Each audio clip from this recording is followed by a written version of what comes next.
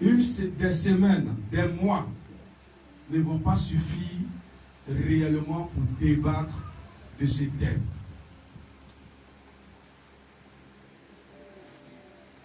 Parce que ce thème est très complexe et il est très délicat. Alors, quelque chose qui est délicat, on ne le débat pas comme ça. Donc, nous avons quand même fait de notre mieux, franchement, pour que nous puissions donner le meilleur. Alors, ce que vous devez savoir, c'est que dans un premier temps, quand Dieu a créé le monde, quand il a fini de créer tout ce que nous savions et tout ce que nous connaissons, il a créé l'homme à la dernière position. Et après avoir fini de créer l'homme, il a appelé l'homme à contribution. C'est-à-dire l'homme avait cette lourde responsabilité-là de nommer ce que le Créateur avait créé. Alors c'est dans cette nomination que l'homme s'est vu seul. Quand l'homme s'est vu seul, du coup, la tristesse est montée dans le cœur de l'homme. Et Dieu a vu que l'homme était seul. Alors, l'homme va donc obliger Dieu à retravailler, à retourner au travail. Et de ce fait-là, il va alors créer la femme. Pour l'appui biblique, je voudrais que nous prenions Genèse chapitre 2, seulement que le verset 18. Genèse chapitre 2, le verset 18. Et l'Éternel a dit, il n'est pas bon que l'homme soit seul. Je lui ferai une aide semblable à lui. Amen. Donc ce que nous devons comprendre dans le couple, frères et sœurs, c'est que la femme est une aide semblable à l'homme. Une aide semblable à l'homme. Et là, nous parlons du couple. Nous parlons du foyer. Donc, ce que vous devrez comprendre, c'est que pour être dans un foyer, c'est une aide semblable à toi. Et semblable veut dire quoi? Semblable veut dire quoi? Semblable veut dire qu'il ressemble à une chose quelconque, qui ressemble à une chose en question. Quelque chose qui ressemble à une chose en question. Est-ce qu'on se comprend? On doit se suivre. Hein? Semblable, ça veut dire quelque chose qui ressemble à une chose en question. Ça dit à l'origine, il y avait une chose. Et ils ont créé une chose pour ressembler à cette chose-là qui existait à l'origine. Donc, si vous voulez être dans un foyer, dans un couple, il faudrait que ça soit quelque chose semblable. Je n'ai pas dit quelque chose qui te ressemble, je dis quelque chose de semblable. Amen. Amen. Il faut que ça soit un être semblable. Je m'explique. Je prends par exemple, Maman, lève-toi. Vas-y, vas-y. Non, tout le monde te regarder. Voilà. Voilà Maman Ruth qui est là. Amen. Amen. Voilà Maman Ruth qui est là. Maman Prisca, lève-toi. Voilà, reste auprès de Maman Ruth. Ce sont deux êtres. Est-ce que dans ce cas, on parle de semblable? Ou bien on parle de semblable ici? Amen, répondez-nous, on parle de semblable? Non. C'est pas semblable, ça se ressemble. Elle se ressemble. Quand on parle de semblable, on parle du genre. Du genre masculin et du genre féminin. Donc, ces deux personnes que vous voyez ne peuvent pas fonder un foyer. Ce n'est pas possible. Parce que la Bible dit c'est un être semblable. Un être semblable. Ce que Maman Ruth peut faire là, Prisca peut faire la même chose. Maman Prisca peut faire la même chose. Est-ce qu'on se comprend? Ce que Maman Prisca peut faire, Maman Ruth peut faire la même chose. Donc ces deux personnes-là ne peuvent pas vivre dans un foyer. Amen. Asseyez-vous. Sacré, viens ici.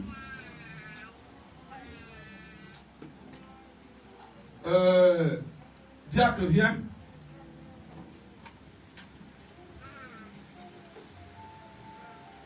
Amen. Alors, est-ce que là, on parle de deux êtres semblables? On ne parle pas de deux êtres semblables. Amen. Parce que ce que Papa Diacre peut faire, Papa Sacré aussi peut faire. Ce que Papa Sacré peut faire, Papa Diacre peut faire. Il n'y a pas d'aide ici. Ils sont pareils. Amen. Alors, Papa Diacre va t'asseoir. Non, Papa Diacre, il faut rester. Papa Sacré va t'asseoir. Alors, on parle de semblables lorsque je vais appeler donc ma fille Michel. Ma fille Michel vient. Il y a deux Michel, mais elle sait que ce n'est pas sa place. Donc l'autre Michel est assise. Amen. Ah ouais, alléluia. Mais c'est la vérité, alléluia. Amen. On parle de semblables. Parce que ce que maman Michel peut faire, papa Efo ne peut pas faire. Ce que papa Efo peut faire, maman Michel ne peut pas faire. Parce que maman Michel peut porter un enfant dans son ventre, mais papa Efo ne peut pas porter un enfant dans son ventre. Parce que papa Efo peut enceinter, maman Michel ne peut pas enceinter. Alléluia. Parce que maman Michel peut tomber enceinte, papa Efo ne peut pas tomber enceinte. Parce que papa Efo peut lancer machette au champ, mais difficilement maman Michel lancera machette au champ. Alléluia. Même si elle est courageuse, mais sa force est limitée. Amen. Amen. Amen. Amen. Amen. Vous pouvez aller vous asseoir. On acclame le Seigneur pour les vies. Hey, ce n'est pas un être qui se ressemble, c'est un être semblable. Le monde et la modernisation avec les esprits diaboliques veulent nous faire croire que la femme est même chose avec l'homme. C'est archi faux. C'est archi faux. En tant que les chrétiens, c'est faux. Parce que nous avons un guide. Le guide, notre guide, c'est cette parole-là qui est là. La parole là nous dit que l'homme n'est pas même chose avec la femme. Et nous allons le démontrer tout à l'heure. L'homme n'est pas même chose avec la femme. Alléluia. Alors, frères et sœurs, dans ce jardin, des choses merveilleuses se sont passées là-bas. Dieu a donc créé l'homme et il a créé la femme. Et il a dit que l'homme est le maître et la femme est son aide. Alors, comme nous avons l'habitude de regarder les films, j'ai pris l'exemple des films. Nous avons dans les films, il y a un acteur principal. Et il dit c'est l'homme qui joue le rôle important, le premier rôle dans le foyer, c'est l'homme. L'homme est le chef du foyer. Alléluia. Et donc nous allons prendre les écrits pour que nous puissions, parce que tout ce que nous allons faire aujourd'hui est basé sur les écrits. Comme je le disais, c'est notre boussole. Donc Ephésiens 5, 23. Ephésiens 5, 23. Ephésiens 5, 23 dit quoi?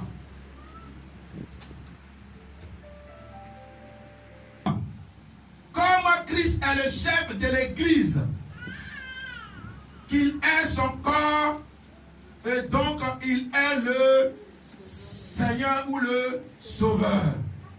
Est-ce qu'on comprend? L'homme est le chef de la femme. Comme Christ est le chef de l'Église, qu'il a donné son corps pour le sauver. Donc la femme, l'homme, dans son titre de chef, est capable de donner son corps, est capable de donner ses biens, est capable de souffrir pour que sa famille, ses enfants et sa femme soient à l'aise. Amen. C'est la Bible qui nous le recommande. L'homme, c'est le chef de la maison. C'est le chef de la femme. Donc, on ne peut pas avoir dit ça et puis dans le monde, on va dire que la femme et l'homme sont la même chose. C'est faux.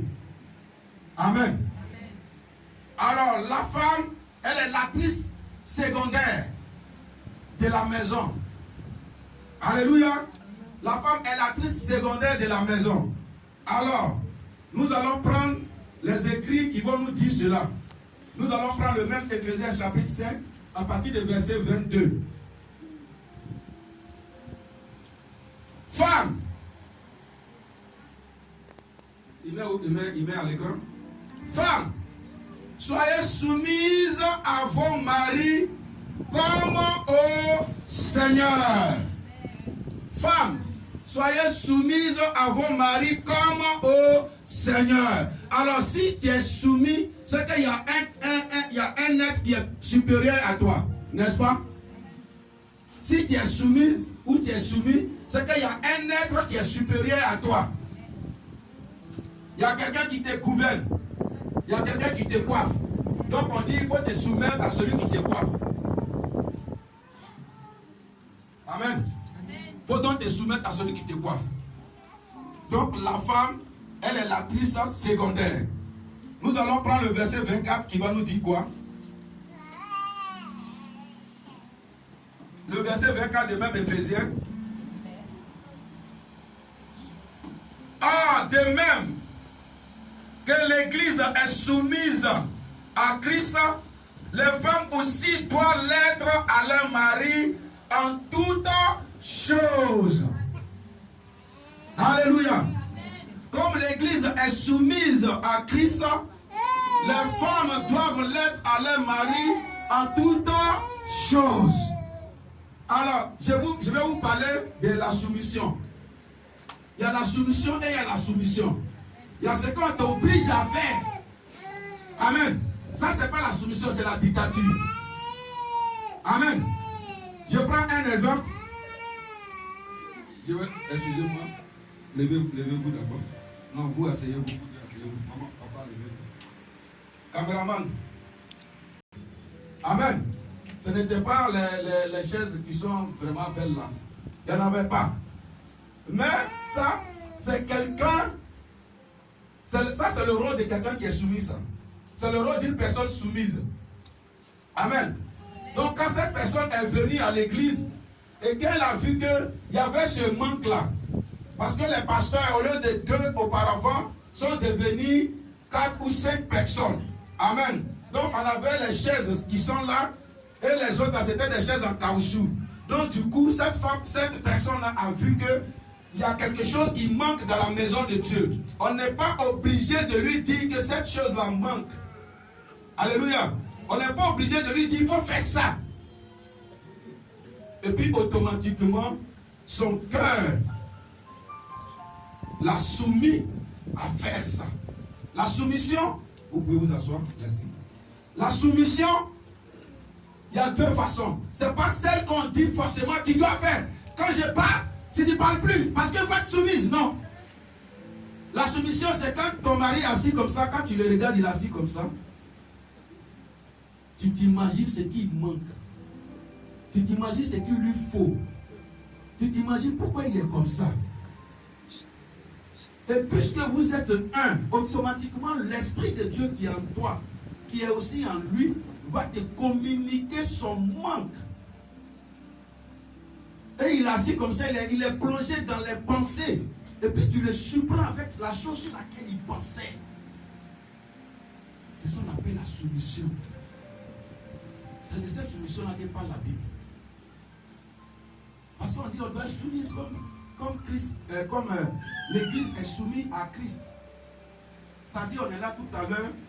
La dernière fois, on était venu à l'église, cette ampoule était grillée. On ne nous a même pas demandé de changer. Mais nous-mêmes, on était obligés de chercher à la changer.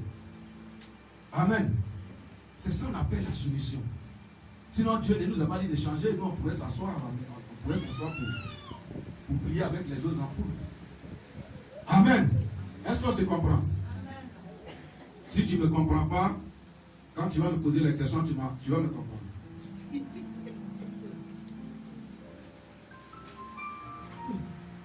Amen. On dit, je prends trop le temps. Amen. Alors, dans cette union-là, Dieu aussi nous a amenés, nous a appelés à ce que nous soyons féconds et multipliés.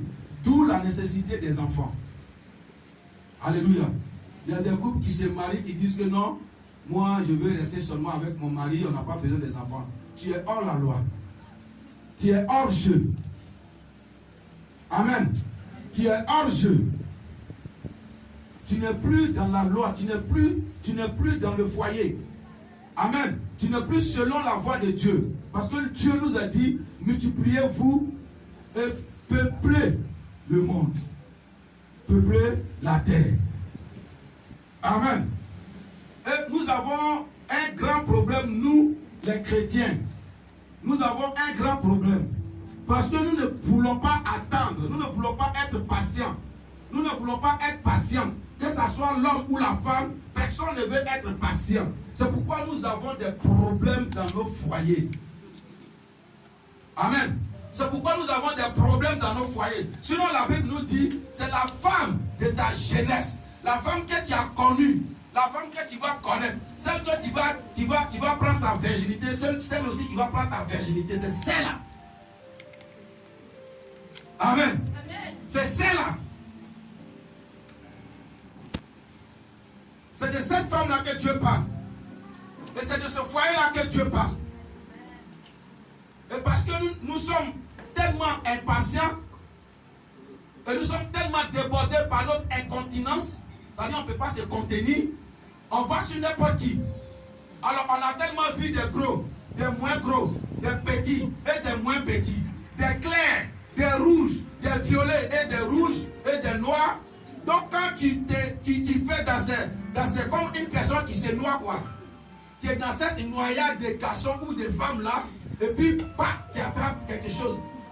Dans ton noyade là, il y a quelqu'un qui vient te secourir, et puis tu dis bon ma chère, on est fatigué, on va se mettre ensemble, on va se marier. Donc quand vous vous mettez ensemble, vous vous mariez là.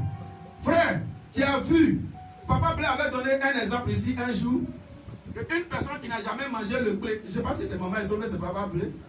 C'est toi? Voilà, il a dit une personne qui n'a jamais mangé le blé. Qui n'a jamais mangé le blé. Ah, ben ouais. D'accord. Ça va, vous suivez ça bien. Amen. Amen. Il a donné un exemple. Il dit une personne qui n'a jamais mangé le baouin. Le jour, pour la toute première fois, qui va manger le baouin, il va dire c'est le meilleur baouin du monde. Ou bien? Mais une personne qui a déjà mangé le baouin de Danane, il a déjà mangé le baouin de Biakouma, il a déjà mangé le baouin de Gueuple, de Maple et de Ma. Alléluia. Le jour qu'il va manger le baouin de Soukoupé, il va dire que non, dans ce baouin-là, tu n'as pas encore trouvé le bon goût de tous les baouins. Parce qu'il a déjà tout goûté. C'est comme ça pour les femmes et pour les hommes. On a tellement tout goûté.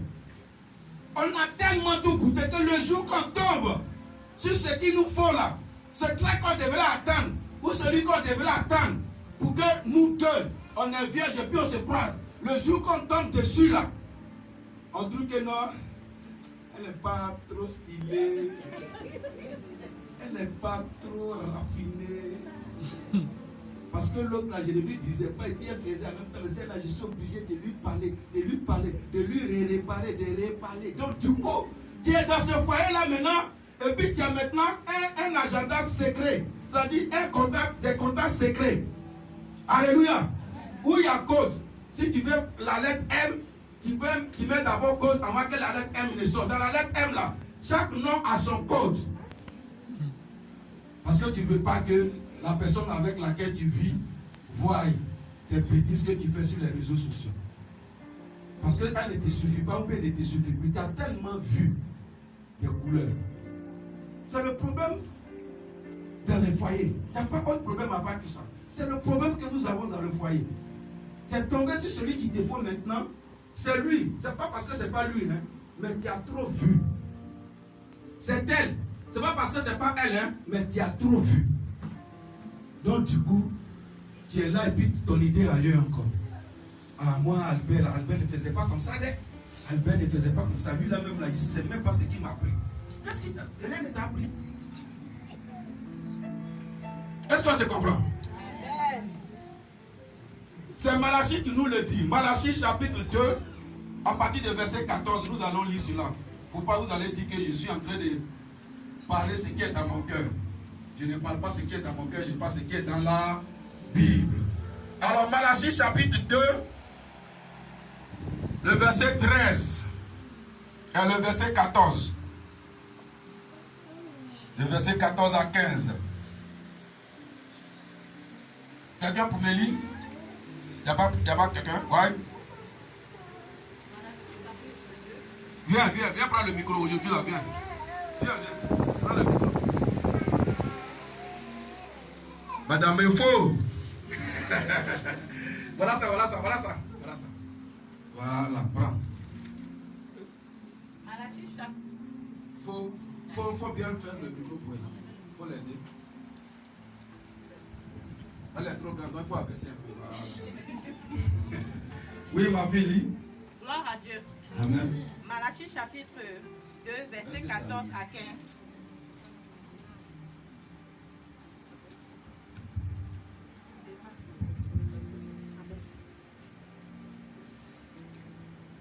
Faut t'approcher bien, ma fille. Ils vont bien attendre. Malachie chapitre 2, verset 14 à 15, je lis au nom de Jésus. Oui. Et vous dites, pourquoi? Parce que l'Éternel a été témoin entre toi et la femme de ta jeunesse. Est-ce que la Bible dit entre toi et puis les femmes que tu as connues depuis là? Il a dit entre toi et la femme de ta jeunesse. Entre toi et la femme de ta jeunesse. Allons-y. Que tu as trahi. Que tu as trahi. Et pourtant, elle était ta compagne et la femme avec laquelle tu étais lié par une alliance. Et pourtant, elle était ta compagne et la femme avec laquelle tu étais lié par une alliance. Alliance pourquoi? Alliance parce que le premier jour que tu l'as connue, elle a saigné. Est-ce qu'on se comprend? Parce que le premier jour que tu allais envers cette dame-là, cette jeune fille-là qui ne connaissait pas ce que tu as fait, ou bien ce que toi aussi tu ne connaissais pas, elle a saigné et là Dieu était témoin. Parce que Dieu se base beaucoup sur l'alliance du sang. Et tu l'as trahi. C'est pourquoi nous avons des difficultés. Oui, allons-y. Verset 15. Personne n'a fait cela. Oui. Avec un reste de bon sens. La Bible dit que personne n'a quitté sa femme de jeunesse pour aller vers une autre femme avec une bonne conscience. Quand tu fais ça, c'est qu'il y a quelque chose derrière. Il y a une trahison derrière. Il y a une trahison derrière ta tête. Oui. Un seul l'a fait. Il dit un seul l'a fait. Oui. Et pourquoi? Et pourquoi? Parce qu'il recherchait la descendance que Dieu lui avait promise. Parce que cette personne cherchait la promesse, la descendance que Dieu lui avait promise. Et cette personne-là, c'est Abraham. Amen. Amen. Merci ma fille. Tu peux aller t'asseoir. Sois béni. Cette personne-là, c'est Abraham. C'est Abraham qui a quitté sa femme de jeunesse pour aller vers une autre personne. Et puis Dieu a approuvé ça. Parce que cette personne a cherché la promesse que Dieu lui avait faite. Parce qu'elle voyait que sa femme était stérile. Et c'est sa femme même qui l'a conseillé à faire. Il dit, Dieu dit, une seule personne a fait ça. Mais ce n'était pas d'une mauvaise intention. C'est la seule personne qui a fait sans une mauvaise intention. Parce qu'il cherchait simplement l'alliance ou bien la promesse que Dieu lui avait faite. Entre nous qui sommes ici là, qui allait quitter sa femme déjà? Les chrétiens que nous sommes. Amen. Alors, il y a la place des enfants dans le foyer. Nous sommes amenés à éduquer nos enfants. Et les enfants sont amenés à honorer les parents. à honorer leurs parents. Et dans ce brouhaha des autres là, il y a les finances. Il y a les finances du foyer. Le mari n'a pas son argent que tout le monde dépense. Et puis la femme a son argent à elle. Ça n'existe pas dans le foyer. C'est un foyer de Judas. Quand un foyer est comme ça, c'est un foyer de Judas. Parce que Judas, il était avec Jésus, avec les autres, mais lui, il avait son idée derrière la tête. Il avait son idée derrière la tête. Est-ce qu'on se comprend? Amen. Vous qui êtes là-bas, vous me comprenez? Amen. Amen. Voilà. Judas, il était avec les autres. Hein. Si ça m'a payé manger, il va payer manger aussi. Ils mangent ensemble. Mais lui, il avait sa petite idée derrière la tête. Et quand tu ne déclares pas tes finances à ton mari, et c'est lui ceux qui déclare, c'est un foyer de Judas, c'est un foyer où Dieu n'est pas. Et peut-être dans le développement, quand vous allez poser la question, on va vous donner les versets bibliques qui le disent. Dieu n'est pas dans ce foyer-là. Vous êtes un. Alors si monsieur a 3000 dirhams et madame a 3000 dirhams, ça vous fait 6000 dirhams, ça vous fait 600 euros. C'est ça qui est votre revenu mensuel. C'est dans les 600 euros que vous enlevez 60 euros, c'est-à-dire 600 dirhams pour votre dîme. Et le reste, vous gérez ça comme vous pouvez. Alors, comme monsieur sait aussi que madame ne demande pas son salaire, il est là-bas. Et puis, je prends l'exemple de Papa Blé, il est payé à 6 000 et quelques. Donc, il est là-bas et puis 6 000 il divise par 3 et puis il met 2 000 dirhams d'enveloppe. Et puis il vient et montre à madame, voilà mon salaire. Amen. Voilà mon salaire, bon, on n'a qu'à faire dépendre dans ça. En temps, lui-même, il a 4 000 dirhams dans le salaire qui est déjà sur lui. Ce n'est pas un foyer où il y a Dieu. Ça n'existe pas. Vous êtes un. Parce que quand le corps s'habille, c'est pour la tête, c'est pour le tronc, c'est pour les bras, c'est pour les pieds. Quand les pieds portent la chaussure, c'est pour les yeux, c'est pour les nez, c'est pour la tête, c'est pour le cou, c'est pour tout. Amen. Les pieds ne portent pas chaussure pour dire à la tête qu'il ne faut pas me suivre. Hein. Tu n'as pas porté chaussure, où je vais là, il ne faut pas me suivre. Vous êtes un. Alléluia. Alléluia. Voilà pourquoi quand une personne, excusez-moi, a les problèmes de Dieu, c'est tout son corps qui a les problèmes. Si une personne a un pied qui lui fait mal, c'est tout son corps qui est en difficulté. Si une personne a une tête qui lui fait mal, c'est tout son corps qui est en difficulté. Amen. Amen. Que Dieu nous bénisse. Amen. Que la grâce et la faveur de Dieu soient sur nous. Amen. Alors. Amen. Allume.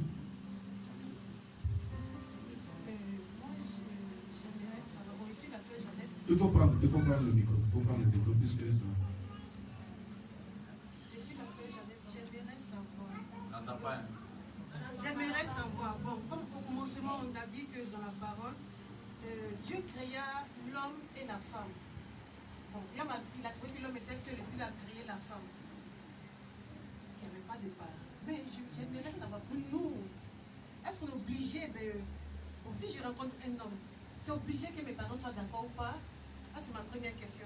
Et puis, est-ce que la dot est aussi nécessaire? Ça, c'est la deuxième question. D'accord. On accorde le Seigneur pour sa vie. Amen.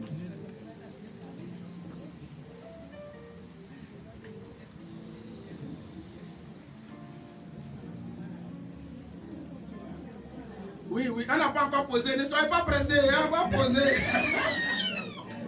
Elle venait à Caille.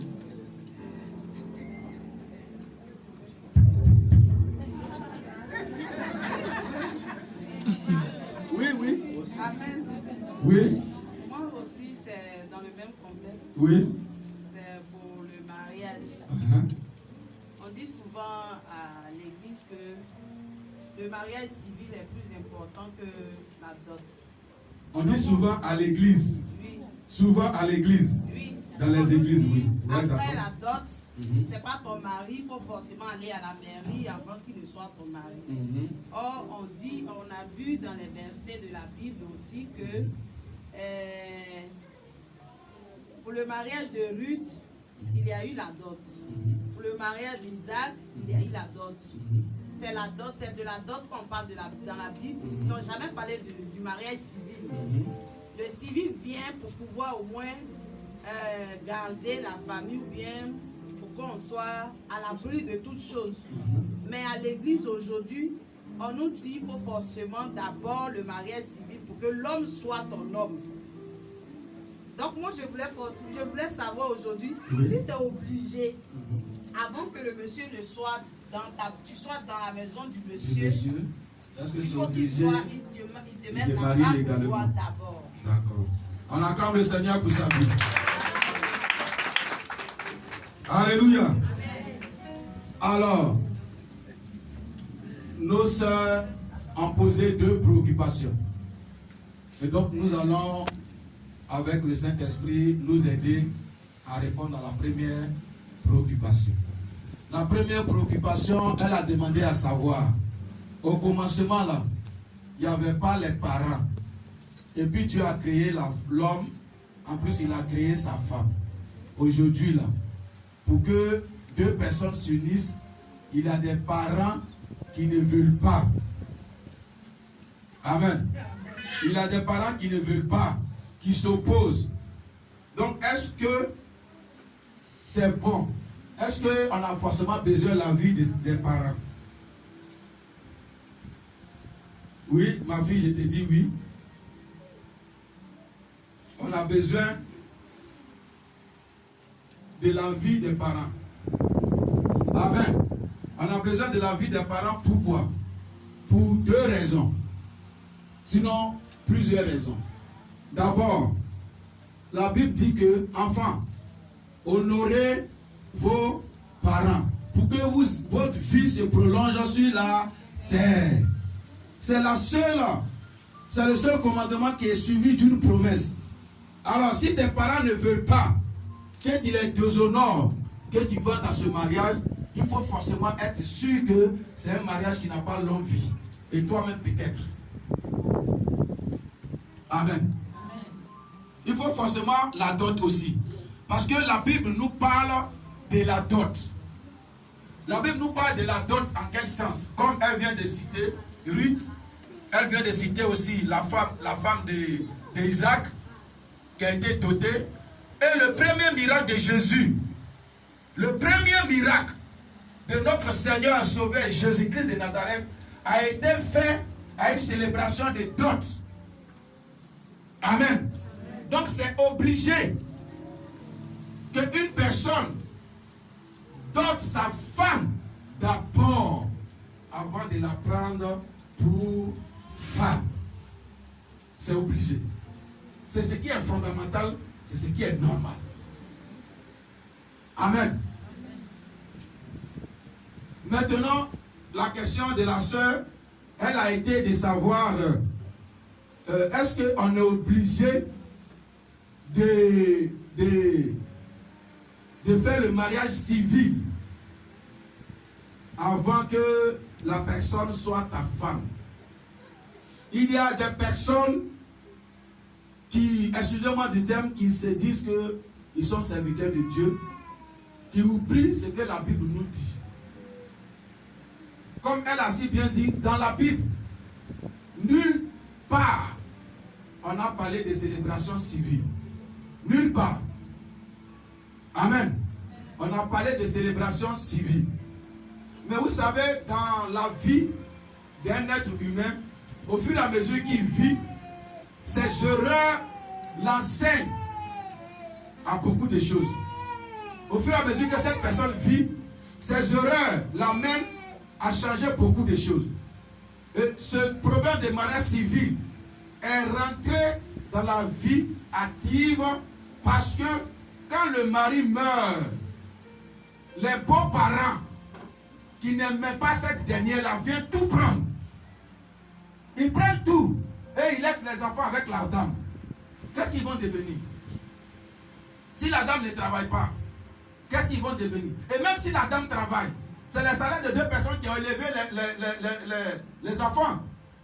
Amen. Et c'est les deux personnes qui ont travaillé. Donc c'est dans l'imagination, dans le perfectionnement des humains.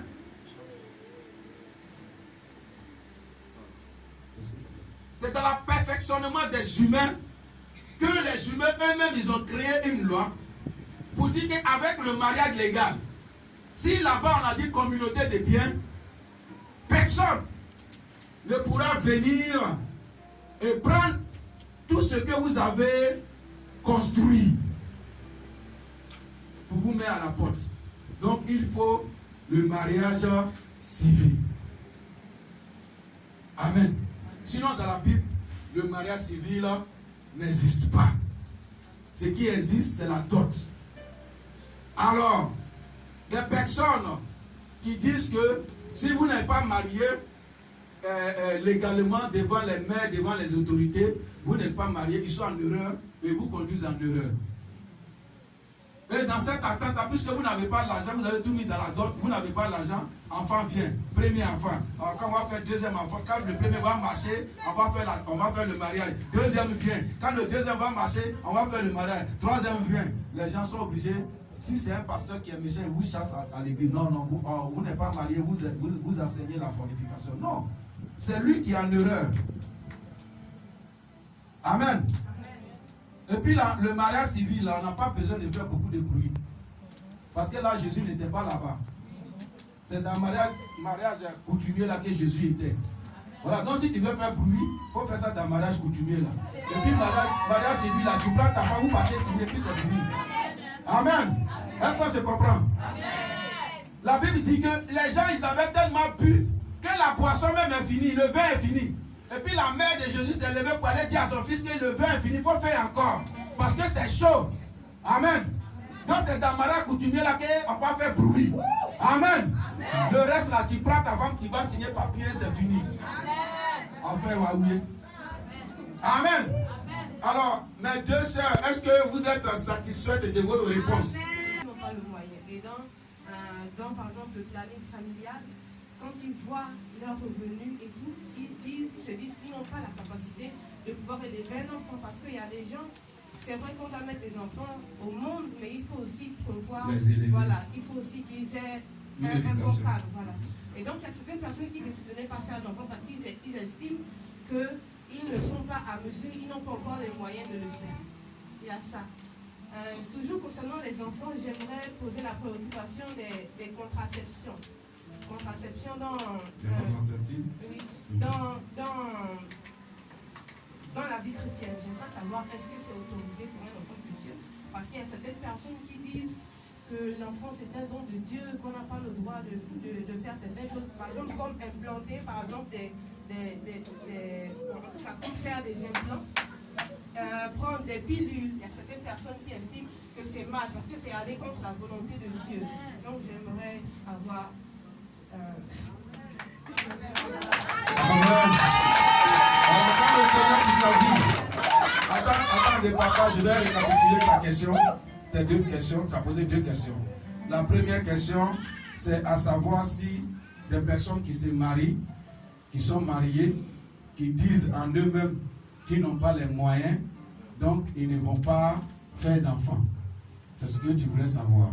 Et dans le deuxième cas, c'est la même chose apparemment, mais eux, c'est la même chose, je veux dire. Parce qu'ils prennent encore des pilules pour ne pas en avoir.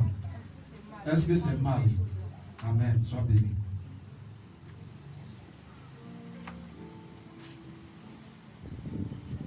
Amen. Oui, il faut parler dans le micro. Oui. Il faut parler fort.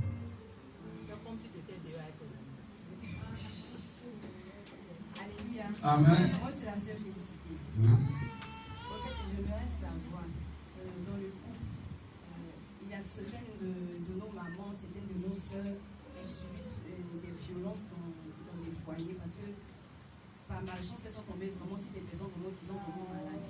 Et souvent, elles ont elles ont peur d'en parler, ou bien souvent quand elles vont en parler dans la communauté dans laquelle elles prient, on leur demande de prier, on ne leur demande pas de se séparer de la personne, tout et tout. La question est de savoir, est-ce que ces personnes qui sont en train de... Parce qu'elles souffrent, qui sont en train de souffrir, est-ce que le divorce, dans quel cas le divorce est utile? Sois bénie, ma fille. Que Dieu te bénisse. On attend le Seigneur pour sa vie. Amen. Oui, la troisième personne. Bien. On se rappelle des questions, s'il vous plaît. Faut prendre le micro, mon frère. Il n'y a pas de trahison en Chine, un garçon.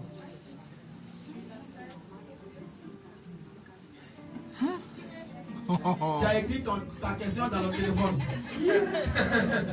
Oui, allons-y, mon fils. Je suis le frère Laurent. Laurent, oui. Bon, je voulais poser des questions, mais d'autres personnes m'ont déjà dévancé. Il faut prendre le micro. Parce que ceux qui sont avant les attendent. La voix d'enseignant. D'autres personnes m'ont déjà dévancé. Oui. C'est trois questions que je voulais poser. Oui. Mais il y a une question qui est un peu bizarre, mais excusez-moi. Faut poser ta question, mon fils. Bien savoir. Faut poser ta question. Ma première question. Pourquoi l'homme se marie? C'est quoi même le mariage? Parce que quand nous lisons la Bible, l'apôtre Paul n'est pas marié. Et devant moi, il dit c'est pas obligé. Mais si tu ne peux pas tenir, il faut te marier. Pourquoi l'homme se marie? Ça, c'est ma première question. La deuxième question, c'est quoi la soumission? On parle de soumission. Est-ce que la soumission, quand je parle sur la femme, elle n'a pas le droit de dire quelque chose? Supposons que je suis assis à mes amis, et puis je suis en train de parler, elle parle, elle dit, chérie, tais-toi!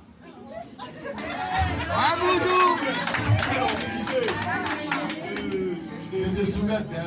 Je n'ai pas parlé. Je n'ai pas parlé. Maintenant, ma troisième question, c'est dans le livre de Genèse. Genèse chapitre 38. Genèse 38. Verset 8 à 9. S'il y a quelqu'un pour faire la lecture pour moi. Genèse 38.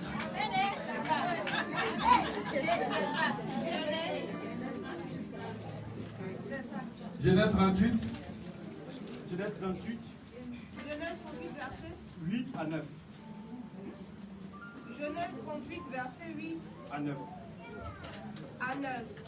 Alors Judas dit à Ona, va vers la femme de ton frère, prends-la comme vos frères et suscite une postérité à ton frère.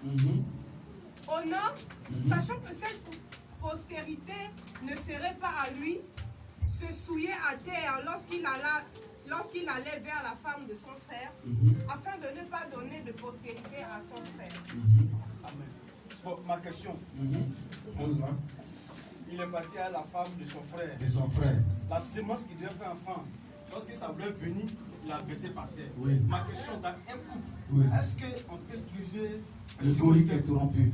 le préservatif pour dire que non, comme on n'a pas les moyens pour faire enfant, on va utiliser le préservatif, ou bien si c'est comme ça, on fait comme ça. Adam. Amen, on acclame le Seigneur pour sa vie. Oh, les enfants sont formidables. Vous vivez les choses cachées.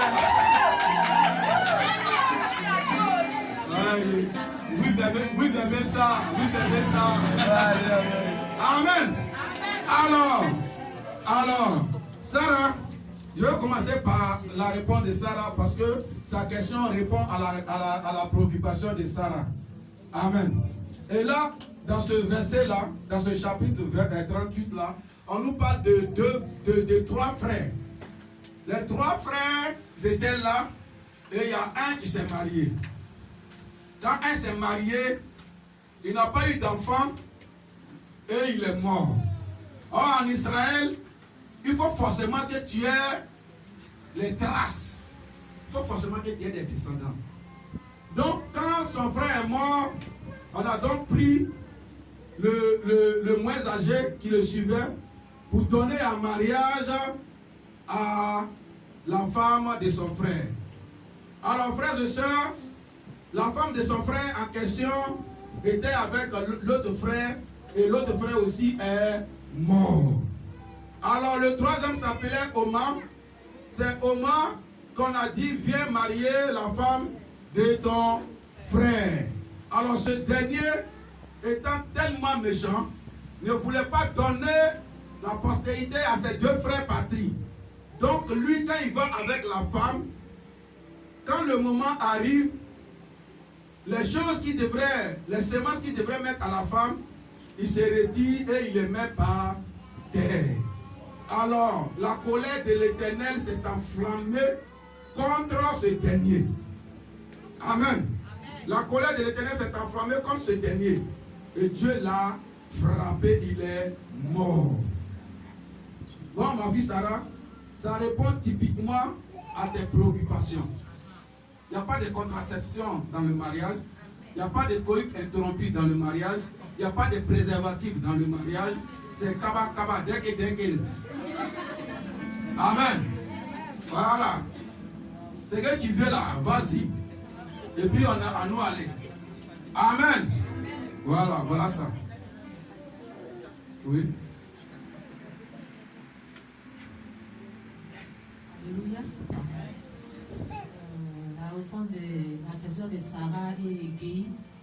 Normalement, un chrétien qui est converti ne doit pas utiliser de contraceptifs, ne doit pas utiliser de préservatifs. Alléluia. Parce que Dieu a dit remplissez la terre. Et si il vous unit, vous devez faire des enfants. Et aujourd'hui, c'est ça qui nous envoie la célérité. Alléluia. C'est ça qui fait que quand on rentre dans un foyer, peut-être tu as eu un premier mariage, ou peut-être tu n'as pas voulu faire des enfants, ou bien tu as connu quelqu'un sans toutefois passer devant les parents, tu t'es caché, tu as pris parce que tu ne veux pas faire des choses, tu as eu un problème, tu as pris les pilules, et après tu as quitté cet homme.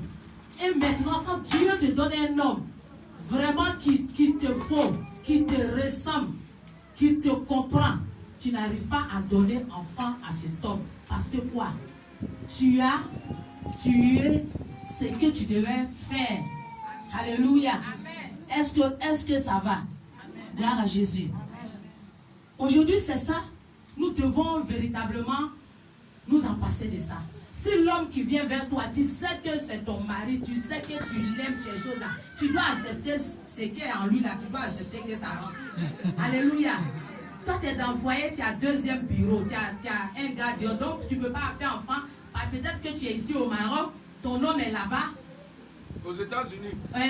Donc, comme lui qui est là-bas et tu es toujours sur truc avec lui, on dit comment vous appelez vos trucs là? Voilà. Voilà ça, vous voyez par caméra, toujours dit madame, oui. Donc, celui qui est ici, qui veut de toi là, tu ne peux pas faire un enfant avec lui. Et l'autre, il t'a promis mariage. Et quand tu vas poser là, tu vas aller faire. Donc, ici, tu es obligé de prendre des pilules. Alléluia. Et arriver là-bas là, tu ne peux plus faire d'enfants parce que tu as tué ce que Dieu t'a donné pour pouvoir faire des enfants. Et aujourd'hui, c'est ça qui envoie la célérité, qui envoie toutes ces maladies que nous avons, les fibromes, les kystes. Alléluia. Parce que Dieu n'est pas dans ça. Si tu as un gars ou bien un homme qui est avec toi qui dit non, il faut utiliser les préservatifs ou bien il faut prendre les pilules, c'est que cet homme n'est pas prêt pour toi. Alléluia. Il n'est pas prêt pour toi. Que Dieu vous bénisse. Alors, la qualité de continuer sa créature. Amen. En créant des humains pour nous-mêmes, qui sont les enfants. Et les enfants passent la responsabilité de se procréer. Amen. Et les enfants passent par un mariage. Et si on pouvait dire que ce n'était pas bon que l'homme se marie, Dieu le Père, dans le jardin, n'allait pas créer la femme. Amen. Parce que toute chose a un début. Ce n'est pas la fin. Mais toute chose a un début. Amen. Et l'apôtre Paul l'a dit quoi? L'apôtre Paul l'a dit parce que lui, son travail que Dieu lui a donné là, ça ne lui permettait pas de s'occuper des problèmes de foyer. Il a dit, quand il a fini de parler, il dit du reste, c'est moi qui le dis, mais pas le Seigneur. Amen. Ça écrit dans la parole de Dieu. Il dit, ça là, il faut que l'homme se marie. Mais frère, du reste là, c'est moi qui le dis. Ça, c'est pas le Seigneur qui le dit, c'est moi-même. Moi, apôtre Paul, je ne veux pas me marier. Amen. Moi, apôtre Paul, je ne vais pas me marier. Parce que il a déterminé, il a défini. Mais, toutefois, si une personne brûle, qui se marie. Amen. Mais nous, ce qui nous tue aujourd'hui, c'est cette partie-là qui nous tue. Si une personne brûle, qui se marie. Alors nous, on n'est pas mariés, on veut éteindre le feu. C'est ça qui est le problème. Et puis on ne prend pas n'importe quelle eau pour éteindre le feu de Jésus. Alléluia. C'est le feu du monde. On peut prendre l'eau sale, on peut prendre l'eau de robinet, on peut prendre n'importe quelle eau pour éteindre. Mais pour Jésus, là, ce n'est pas n'importe quelle eau. Chaque feu a son eau. Voilà. Donc voilà le problème. Il est important de se marier. Se marier pourquoi? Il a dit se marier pourquoi? Se marier parce que nous respectons un être suprême qui est au-dessus et qui voit et qui fait tout et qui est tout puissant. Il est omnipotent, omniscient. Celui qui nous a dit de bâtir au mariage. Donc il est important de se marier. Alors, ma fille Félicité a demandé à savoir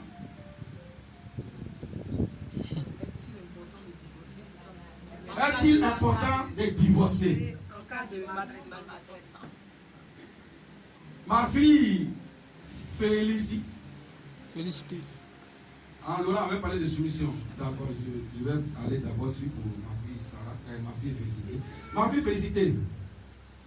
Voilà pourquoi on doit prendre le temps. On doit prendre le temps. Une femme doit se marier à une personne qui connaît sa valeur. Une femme doit aller vivre avec une personne qui connaît sa valeur. Vous savez que le mariage, c'est comme si tu livres ta vie à la personne. C'est ça. C'est ça le mariage. Ça dit, ta vie se fond dans sa vie. Et lui, sa vie se fond dans ta vie. Vous partagez tout. Tu l'embrasses, son crachat là, tu avales, lui, son crachat, tu avales. Vous changez toutes choses, vous changez tout. Et puis quand tu dors là, tu es morte. Quand tu dors là, ta vie là, c'est lui qui gère ça. Quand lui, il ne dort pas, c'est lui qui gère ta vie. La nuit, il peut se lever pour décoger. Est-ce que vous savez? Non, il faut qu'on se dise la vérité. Il peut se lever et puis il peut te trancher la gorge. Donc c'est pour ça que nous devons prendre le temps pour choisir la personne qui va partager notre vie. Alors si tu es tombé sur un abruti qui ne connaît pas ta valeur, il va te prendre pour une cloche chaque jour. Et ça, la mort suit. Souvent, il y a les hommes de Dieu qui prennent la responsabilité de les séparer. Mais après plusieurs temps de prière, ils prennent vraiment la responsabilité et demandent pardon à Dieu d'agir à la place de Dieu. Sinon, Dieu nous a dit, c'est seulement en cas d'adultère, et puis si tu l'attrapes en flagrant délit d'adultère, que vous pouvez aller au divorce. C'est-à-dire, tu la regardes, ta femme comme ça, zié, et puis quelqu'un est en train de gouverner ça. C'est dans ça, tu peux aller au divorce. Sinon, on dit là, tu ne peux pas te baser dessus pour le divorce. Maintenant, tu vois aussi qu'elle est enceinte. Ça, tu n'as pas bien de frangades d'aller d'adultère. Parce que ce n'est pas toi qui es passé là-bas. Amen. Ça dit, vous êtes séparés, toi tu es aux États-Unis, elle est à Abidjan, bien au Maroc. Et puis voilà, c'est toi qui fais tout un bon matin. Ça fait 2 ans que tu n'es pas encore venu. Elle est enceinte de 17 mois. Tu as posté pour toi là ou bien? Ou bien vous avez fait ça au téléphone. Donc, dans ce cas-là, tu as la possibilité. Tu as la possibilité de brago là. Amen. Voilà. Mais si c'est la maltraitance, c'est que au début, il y a un signe que Dieu t'a donné. Au début, il y a un signe que les parents t'ont donné. Est-ce qu'on se comprend?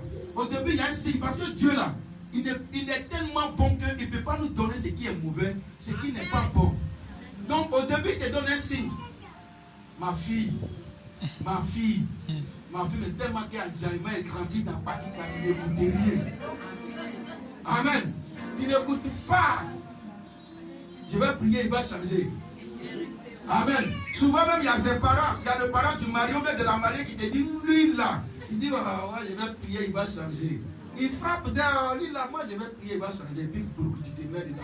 Ça c'est la volonté permissive de Dieu. Tu as tellement prié, les prières ont tellement dérangé le trône de Dieu qu'il dit bon, va te marier.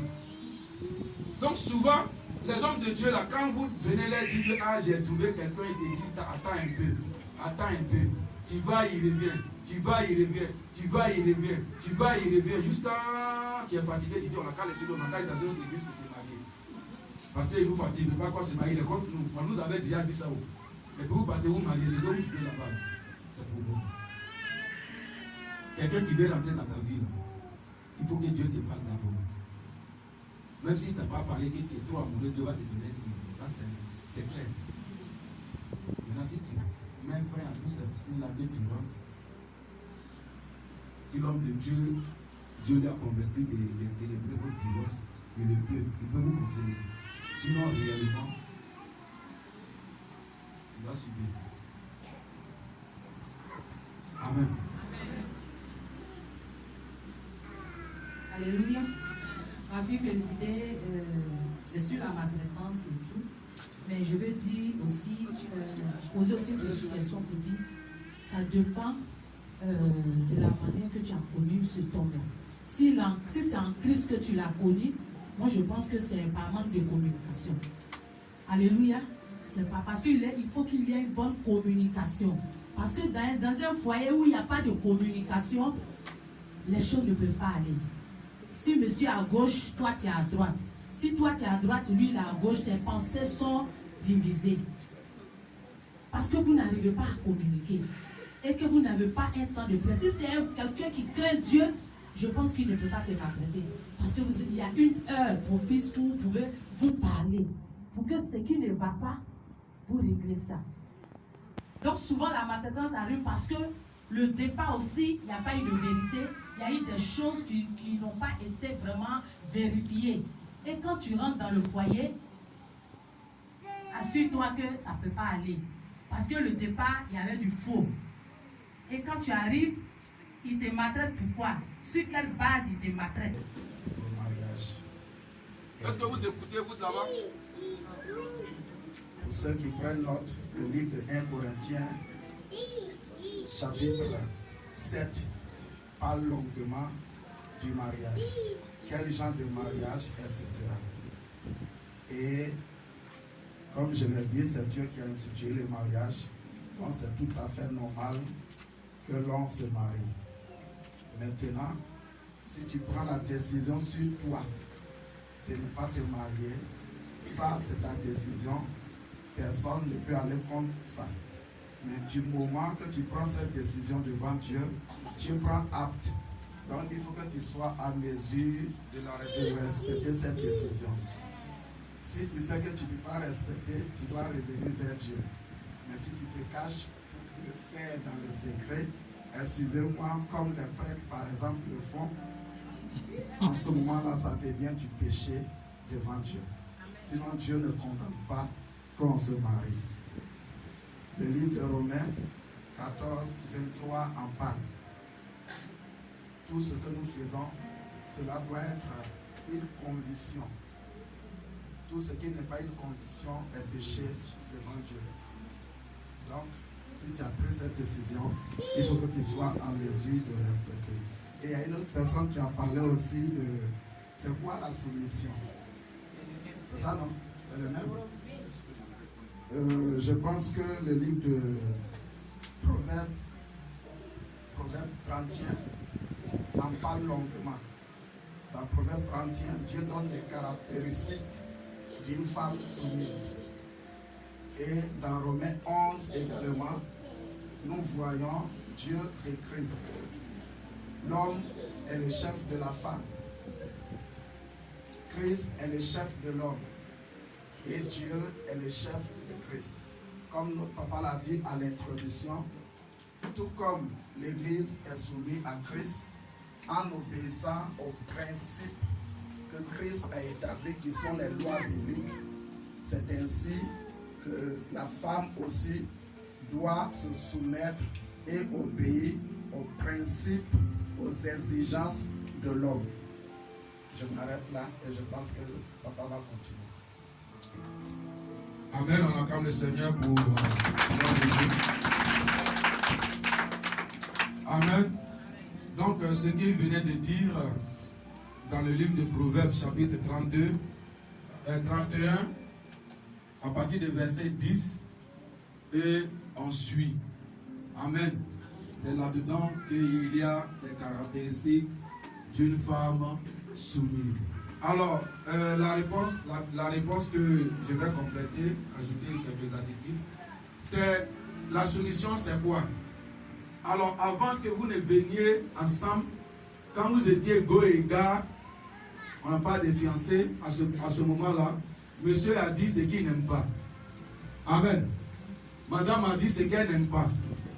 Moi, quand je sors, je n'ai pas trouvé ma femme avec un morceau de pain ici, avec les taches de placard sur son pain, avec les couches des enfants dans le salon partout, avec une chambre délabrée, désœuvrée, débrouillée, dérangée, tout est nyama comme ça. Lui, il t'a dit qu'il n'aime pas. Amen. Ça, c'est depuis le début. Alors, madame aussi, bon, je prends d'abord pour l'homme. Il t'a dit qu'il n'aime pas. Alors, tu es conscient de ça. Amen. Et tu viens dans le foyer, puisque le monsieur t'a déjà marié, puisque tu as déjà la bague, puisque tu as déjà 3 ans, 4 ans, 5 ans, 10 ans de mariage, ce que le monsieur dit qu'il n'aimait pas là, c'est ça maintenant tu fais bien pour lui. Quand il parle, c'est quoi? Ça fait 10 ans on est ensemble, on est devenus comme des frères. Vous n'êtes pas frères, hein? Non, vous n'êtes pas frères. Non, Dieu il a dit, il y a frère, il y a soeur, il y a mari, il y a femme. Sinon il allait dire tout le monde frère et soeur. Vous n'êtes pas frère, vous n'êtes pas soeur, non. Tu es sa femme. Il a autorité sur toi. Amen. La Bible dit que l'homme a autorité sur sa femme. Et sur le corps de sa femme. La femme n'a qu'à être fatiguée. Si le monsieur veut il faut que tu sois en mesure de satisfaire le monsieur. Amen. Et là, de là, maman a parlé de la communication. Amen. Vous les femmes, ce que vous ne savez pas, c'est que vous avez un pouvoir extraordinaire, un pouvoir qui dépasse l'attendement de l'homme lui-même. Vous comprenez? Mais vous n'êtes pas conscient de ça. Oui, vous n'êtes pas conscient de ça. Mais ce pouvoir-là, malheureusement, vous l'utilisez dans un mauvais sens. Mais sinon, si vous utilisez votre pouvoir que Dieu vous a donné dans votre foyer, normalement, vous n'allez même pas avoir de soucis dans votre foyer. Le monsieur veut, toi tu es fatigué, tu sais même que tu es fatigué. Ce n'est pas par la force. Tu as le pouvoir. Transforme ce pouvoir-là à ce que le cœur du gaou soit touché. Oui. Il faut transformer ce pouvoir-là, ce cœur va toucher. Et puis tu es à l'aise. Parce que si tu ne le fais pas, c'est le bruit que tu envoies dans ton foyer. Ce bruit-là peut aboutir à plusieurs choses. Ah bon, tu ne veux pas, tu ne me donnes pas. Ok, d'accord. On a parlé de soumission là. Toi, tu n'es pas soumis. Dans le lit là, c'est toi toujours. Bon, je sors. La Bible dit, s'il est sorti, s'il allait faire autre chose, c'est toi la femme qui est responsable. Parce que c'est toi qui as envoyé ton mari au dehors. Et même s'il est mort là-bas, les bandits l'ont agressé, ils l'ont tué. Tu as son sang dans tes mains. Oui.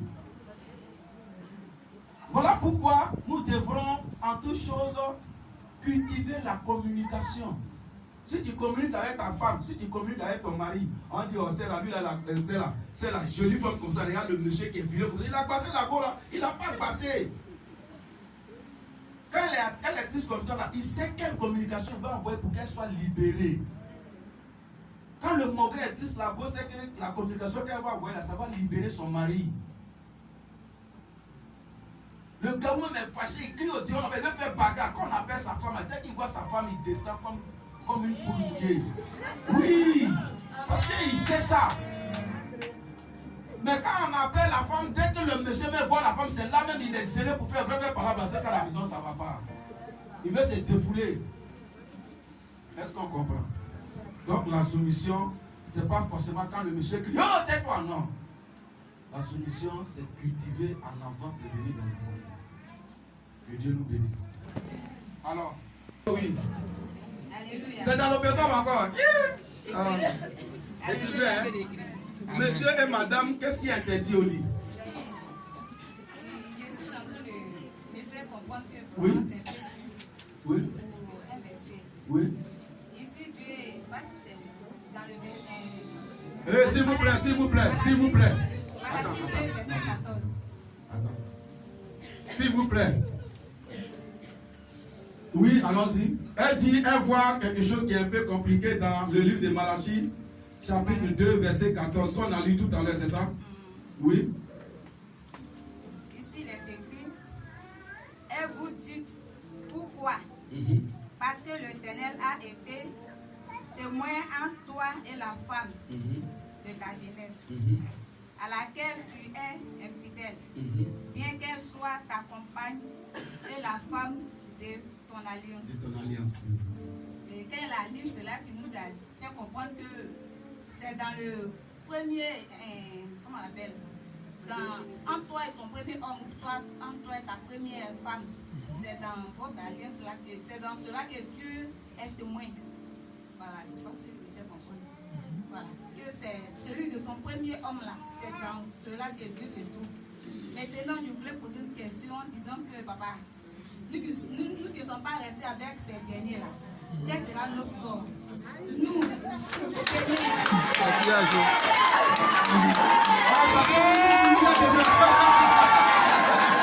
Femme. Dis-le-moi, c'est quoi dedans? Amen. je voudrais savoir, donc demain, par exemple, si Dieu me donne un homme pour m'épouser, Dieu ne sera pas de nous ou pas? Amen. Voilà. Sois béni.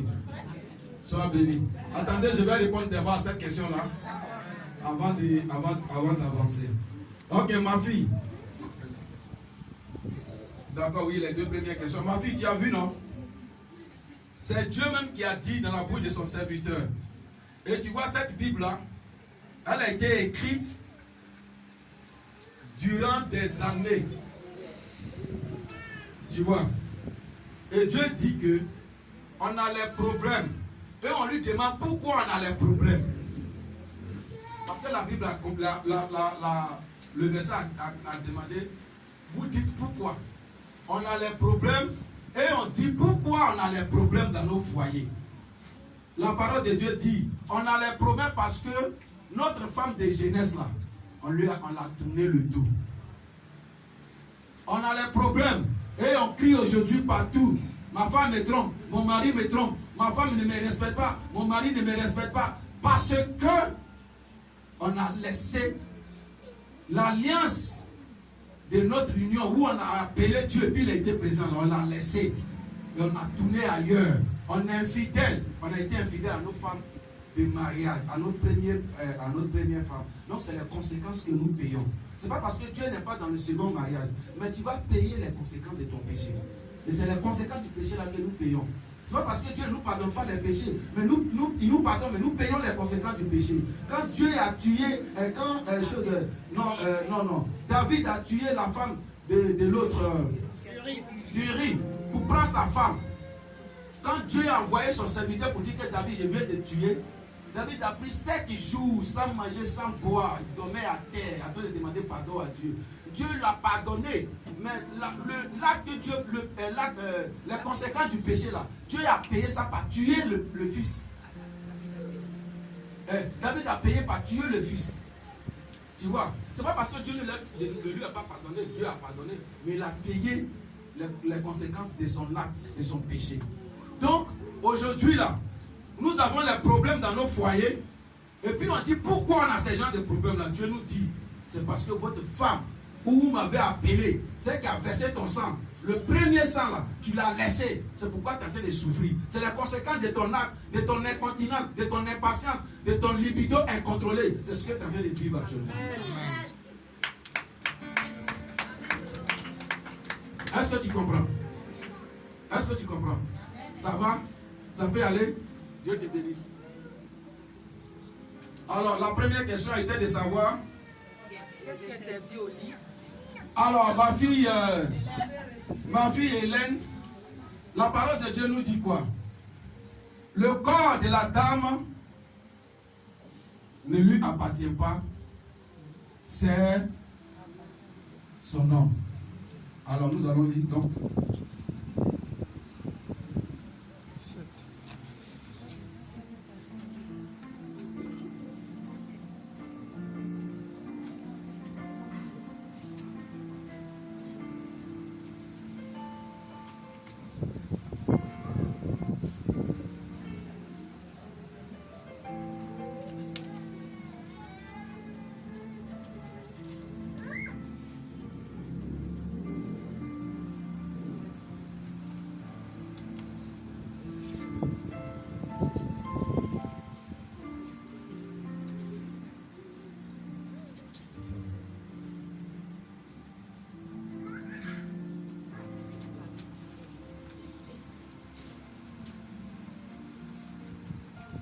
Alléluia.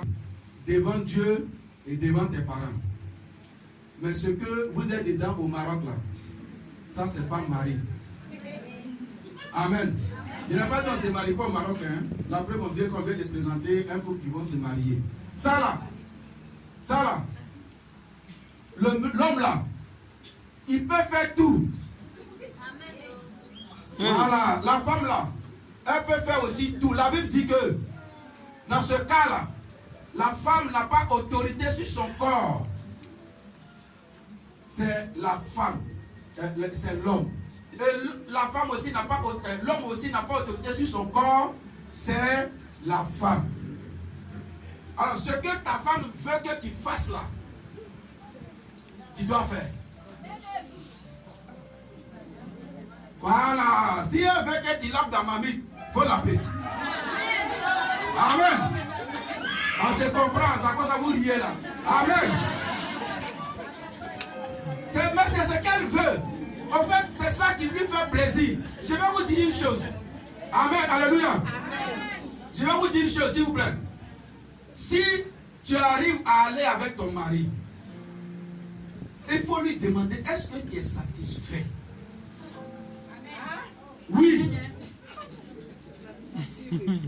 Il faut lui demander, satisfait là, ça ne veut pas dire faire 3 heures de crou. Hein. Même, oui. Satisfait là, c'est pas sur 3 heures, il est dessus, crou, c'est pas ça qu'on appelle satisfait. Hein. Satisfait même si c'est petit, mais si tu es satisfait, on n'a même pas besoin. Ça dit dès que le monsieur finit la même, tu souris déjà comme ça. Oui, un sourire qui ne dit pas son nom, sourire moelleux. Le monsieur aussi, il sourit. Vous êtes satisfait. Mais il peut même faire 3 heures et puis ça t'énerve. Des fois même tu le pousses, ah je suis fatigué. Donc quand tu vas avec ton homme, demande à ton homme, est-ce que tu es satisfait? Il n'a qu'à te répondre. Fais tout possible pour qu'il te réponde. Oui, il faut qu'il te réponde. S'il est satisfait, il va te dire que je suis satisfait, maman. Et vice versa pour l'homme. Quand tu vas avec ta femme, il faut avoir ce courage pour lui dire, est-ce que maman, tu es satisfaite? On ne faut pas la frapper, on ne faut pas la frapper. Tu n'as pas autorisé sur ton corps. Si c'est ton mari, il n'est pas dit ce que vous faites au Maroc, ce n'est pas de ça qu'il parle. Si c'est ton mari, il n'a pas autorisé sur ton corps. C'est vice versa. Que Dieu nous bénisse. Oui? Amen. Moi, c'est Esther Zadi. Esther Zadi, oui. Il semble que je suis avec mon mari. 12 ans, oui. Et on a eu à faire 4 enfants. Alléluia. Et c'est 2 qui est resté avec nous. Mhm. Et puis je suis venue ici. Mhm. Il n'y a pas eu de dot. Maintenant, je suis venue. 12 ans sans dot. Oui. D'accord. Maintenant, si je vais au pays que tu fais truc là. Faut parler, ma fille. Libère-toi, faut te libérer. Je suis venue, maintenant, s'il me demande de lui donner la chose. Voilà, de lui donner la chose. Maintenant, si Et si je refuse, qu'il me donne d'abord avant d'aller avec lui, maintenant, puisque j'ai fait 12 ans de mariage avec lui. Maintenant, 12 ans de vie commune, c'est pas mal. 12 ans de vie commune avec lui. Dès que je me retourne, maintenant il veut aller avec moi, puis je refuse là. Tant qu'il n'a pas fait de dot, que je ne vais pas avec lui. Est-ce que c'est péché? Est-ce que c'est péché? Sois béni, ma fille. Sois béni. Tu as une deuxième question? Deuxième question. Écoutez très bien. Deuxième question. Vous êtes couché dans la maison. Maintenant, quand lui il finit, et que toi tu n'es pas satisfaite, maintenant tu lui demandes là. Maintenant il te dit, ça va aller.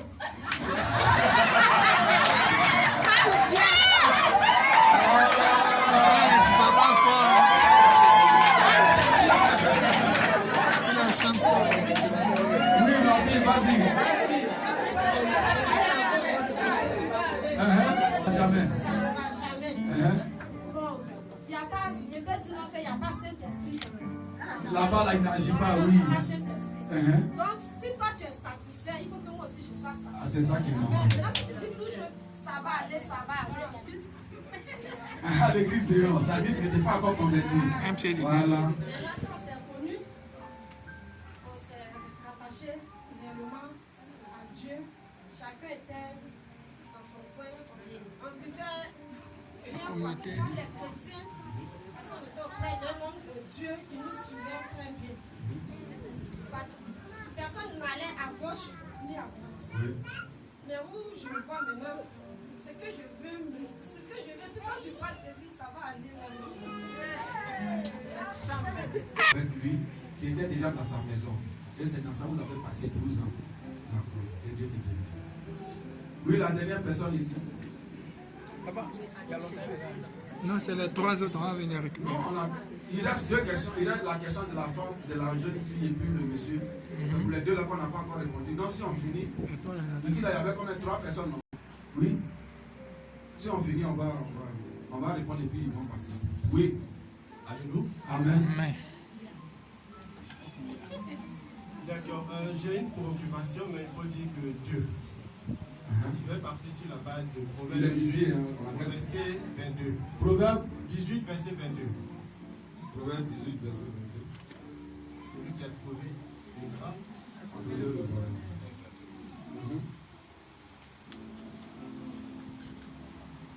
Oui, allons-y, on t'écoute. D'accord. La première question est la suivante. Peut-on accepter d'une femme ou un homme et encore aller s'inscrire sur les sites de rencontre d'hommes ou de femmes? D'accord. Ça, c'est la première question. Et la deuxième question, ça parle du mariage. Oui. Est-ce que je pose un homme ou je pose une femme soumise, ou est-ce qu'une femme doit être soumise après le mariage? Amen. Sois béni. Amen. Tu poses une femme soumise, ou est-ce qu'une femme doit être soumise après le mariage? Amen. Amen. Sois béni. On attend le Seigneur pour sa vie. 3 questions. 3. D'accord? Oui. Une dernière, je prends un exemple quand j'étais en Côte d'Ivoire. Et il y avait l'un de mes hommes qui avait épousé une femme légalement. Ils ont fait des enfants, 3 enfants. Ils étaient encore jeunes. À un moment donné, la femme ne cédait plus à son homme. Elle ne voulait pas sortir. Elle ne voulait pas aller avec lui au lit. Et cette affaire-là, aller jusqu'en famille, c'était difficile de régler cette affaire. Donc, dans ce cas, l'homme doit-il divorcer? Ou est-ce qu'il doit prendre encore une deuxième épouse? Ou avoir une maîtresse là dehors? Amen. Et pour encore approfondir cette question, est-ce que dans le couple, dans le foyer, la femme doit dire non, je ne suis pas de mauvaise humeur aujourd'hui, ou je n'ai pas envie? On a déjà répondu à ça. C'est la même question. On a déjà répondu à ça. Sois Sois béni. Merci. On acclame le Seigneur pour sa vie. Hey. Amen. Alors, mon fils, il faut savoir que ta question, ton avant-dernière question va ensemble avec la préoccupation de ma soeur. Ok? Et même ta dernière question même. Tu vois, le plus souvent, Quand une femme refuse maintenant son mari au lit, le plus souvent c'est dans sa va aller là. Ça dit la dame, il y en a qui ont le courage, il y a les femmes qui ont le courage de dire que je ne suis pas encore arrivé. Tu m'as dit qu'on va à Abidjan. On a dit, on n'a qu'à descendre. Parce que toi, tu es fatigué du voyage. On arrive à Abidjan d'abord. Parce que tu nous as dit d'aller à Abidjan. Tu vois? Donc, je voudrais être clair avec vous, frères et sœurs. L'appareil génital de la dame, de la femme, et l'appareil génital de l'homme n'est pas du tout pareil. Amen. Alors, pour que ta femme soit à l'aise au lit, tu commences dans la journée avec elle. Oui, c'est-à-dire le matin, dès qu'elle se réveille, tu dis waouh! Attends, donc c'est comme ça que tu étais couché la nuit là, ou bien c'est la nuit là, il y a eu cette transformation là. Parce que tu es devenue plus belle. Je ne t'ai jamais vu comme ça. Donc la dame, du coup, elle se met dans les conditions. Les paroles sont très essentielles dans ce truc-là. Amen. Elle se réveille, waouh! Non, du coup, elle sourit. Amen. Si elle va au travail, tu n'as pas l'habitude de l'accompagner. Tu l'accompagnes. Amen, papa. Tu n'as pas l'habitude de payer son petit déjeuner sur la route. Tu payes son petit déjeuner. Amen. Tu n'as pas l'habitude de prendre son sac pour l'accompagner. Tu prends le sac. Quand elle monte dans le bus, tu lui donnes le sac. Amen. Elle arrive au travail, tu l'appelles. Amen. Tu la prépares. Et c'est que, parce que les femmes comprennent vite, hein. Et puis les femmes, elles multiplient, c'est que le peu qu'on leur donne, elles multiplient ça en beaucoup. Donc déjà, le petit signe que tu as fait là, elle a déjà sa vidéo dans sa tête là-bas. Ça dit toi-même, tu lui dis de jouer son rôle, son film, elle n'a qu'à jouer seul. Tu as fait le premier pas, elle joue le rôle déjà. Il a mais qu'est-ce qu'il veut? C'était si aujourd'hui là, parce qu'il ne m'a jamais fait ça. Certainement, il va me dire quelque chose. Certainement, il va me faire quelque chose. Elle est prête sur tous les plans. Maman, tu viens à quelle heure? Je voulais aller t'attendre à l'arrêt du bus. Parce que l'accession là, c'est pas seulement au lit, beaucoup, non hein? Oui, tu crois même. Amen. Quand elle sort du bus, waouh, on dirait que tu as répété, on dirait que tu t'es remarqué au travail. Mais attends, c'est comme ça que tu étais parti matin, mais tu deviens encore des jours, je dis, de minute en minute, tu deviens encore plus belle. Non, j'ai eu la chance d'avoir une telle femme. Elle est prête, mon frère. Vous partez dans la douche, tu la laves bien. Ah oui. Et puis, dès qu'elle s'assoit, elle est en train de s'habiller, tu as déjà fait la table. Oui, c'est ça. Tu as déjà fait la table de ce que, à son absence, tu as préparé. Oui, c'est la vérité. Et puis, tu es là, tu as cette petite fois.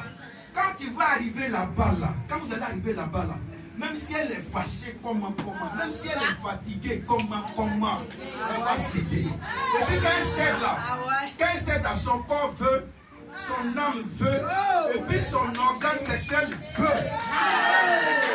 Amen. Donc il suffit de la toucher simplement, c'est déjà gâté.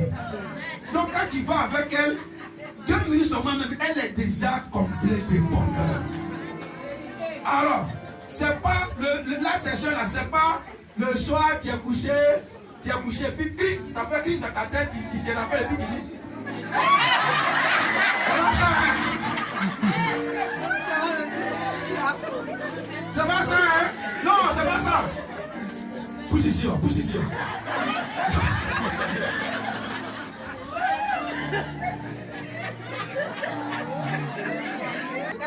Elle est froide, elle sent rien du tout. Elle sent rien du tout. Elle est comme un bois, couché comme qu'il est ton mari. T'as compris? Voilà. Donc si tu vas là-bas, il faut que tu sois ferme dessus. C'est pas du péché. S'il ne reconnaît pas ta valeur, il n'y a aucun lien qui vous lie. Tu comprends? Je ne t'ai pas dit maintenant, il faut chercher garçon ici. Hein. Voilà. Parce que s'il ne reconnaît pas ta valeur là, il doit estimer ça devant les parents. Honorer tes parents. Ça fait 12 ans que vous êtes ensemble. s'il veut continuer dans ça, c'est que c'est quelqu'un qui n'est jamais prêt à te respecter, à t'honorer. Donc toi, tu as la responsabilité de toi pour te faire honorer et pour te faire respecter. Amen. Donc si tu vas, même si vous êtes dans le même lit, il faut porter jean, porte troisième, quatrième jean, et puis tu portes, s'il y a maillot de bain en jean, il faut porter. S'il y a soutien en jean, il faut porter. Voilà. Maintenant, si tu peux même mettre bavette en fer, il faut mettre. Amen. Voilà. Parce que ce sont les parties sensibles de la femme, j'ai dit là. Il faut tout protéger, puis dors. S'il dit, tu dis mariage. Il va te ton bras, tu dis mariage. Il va envoyer, tu dis dot. Jusqu'à ce qu'il te respecte pour te doter. Amen. Et la question c'était de savoir, une femme, vous êtes ensemble, et puis elle est sur les réseaux sociaux, c'est ce qu'il appelle le foyer de Judas. J'ai dit ça tout à l'heure. Elle a sa tête, elle a son idée derrière la tête, vous n'êtes pas mariés, vous ne les mettez pas ensemble. Voilà. Parce qu'elle a envie du sexe, elle ne veut pas vivre sans le sexe, elle veut se contenter pour le moment de ce qui est là pour sauter sur une bonne branche. Sinon, une femme qui a un mari, qui a quelqu'un avec lequel il vous dormait dans le même lit, ne doit plus s'inscrire sur aucun site de rencontre. Et tu racontes, tu veux rencontrer quoi? Qu'est-ce que tu veux rencontrer que tu n'as pas encore rencontré? Donc, ça là, mon frère, si tu vis cette situation, il faut te chercher. Dis-lui au revoir, et puis chacun va revivre sa vie. Je pense que j'ai répondu à toutes tes questions. Il manque une question. Une question. J'ai répondu à toutes tes questions? Oui?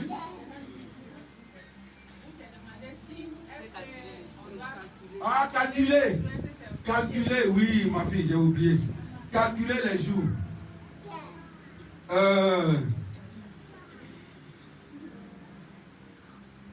Vous posez les questions pour piéger les gens. Oui, c'est le 10e jour. C'est que pour les femmes, là, c'est entre 10e jusqu'à 14e jour. Vous avez 4 jours de fécondité. Amen. Et le spermatozoïde humain de l'homme a 2 jours de vie. À 2 jours de vie. Tu vois. Donc vous calculez tout ça.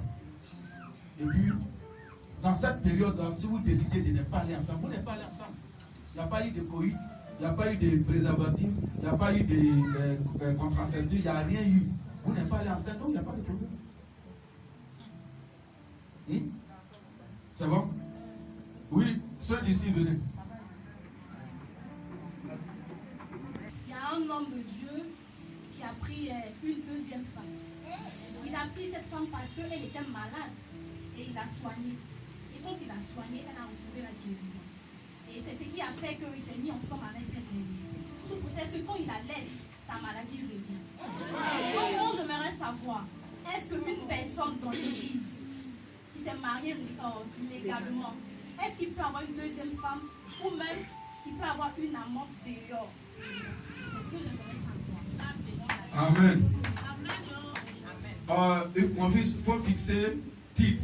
Je voulais juste savoir, quand je lis le livre de Genèse, je comprends que l'homme a été créé, selon mon entendement exactement, je comprends que l'homme a été créé avant la femme. Qu'en est-il donc des mariages où la femme est plus aînée que l'homme? Est plus âgée que l'homme. Exactement. On acclame le Seigneur pour sa vie. La première question. Concernant la polygamie au niveau de l'église. Parce que si le mariage se fait selon la Bible, quand on lit les Écritures, on retrouve que dans la parole de Dieu, il y a la loi de Moïse et certains faits qui prévoient la polygamie. Notamment Exode chapitre 21 verset 10, Deutéronome 17 verset 17. Attends. Exode combien? 21 verset 10 à 11. Il faut lire.